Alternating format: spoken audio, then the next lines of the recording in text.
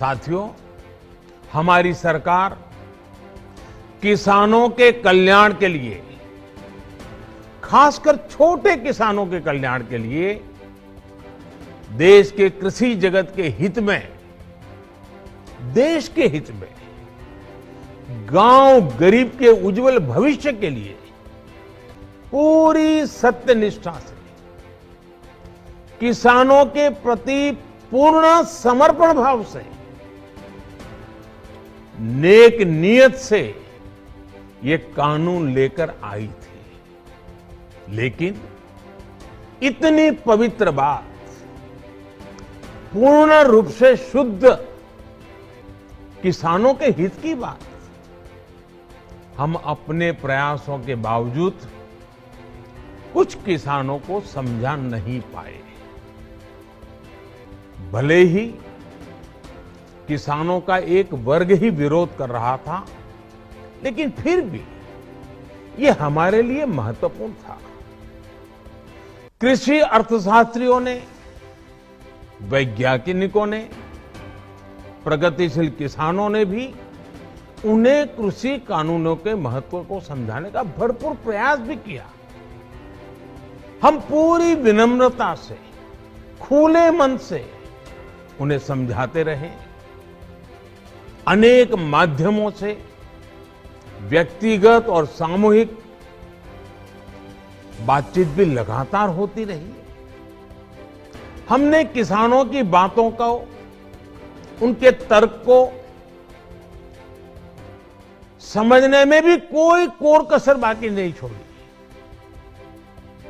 कानून के जिन प्रावधानों पर उन्हें ऐतराज था, सरकार उन्हें बदलने के लिए भी तैयार हो गई। 2 साल तक हमने इन कानूनों को सस्पेंड करने का भी प्रस्ताव दिया। इसी दौरान ये विषय माननीय सर्वोच्च न्यायालय के पास भी चला गया।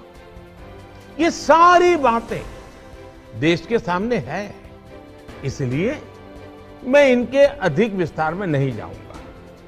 साथियों, मैं आज देशवासियों से क्षमा मांगते हुए सच्चे मन से और पवित्र हृदय से कहना चाहता हूं कि शायद हमारी तपस्या में ही कोई कमी रही होगी, जिसके कारण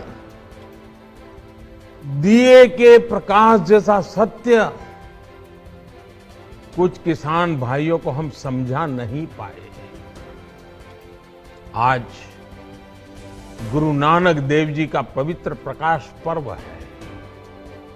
ये समय किसी को भी दोष देने का नहीं है।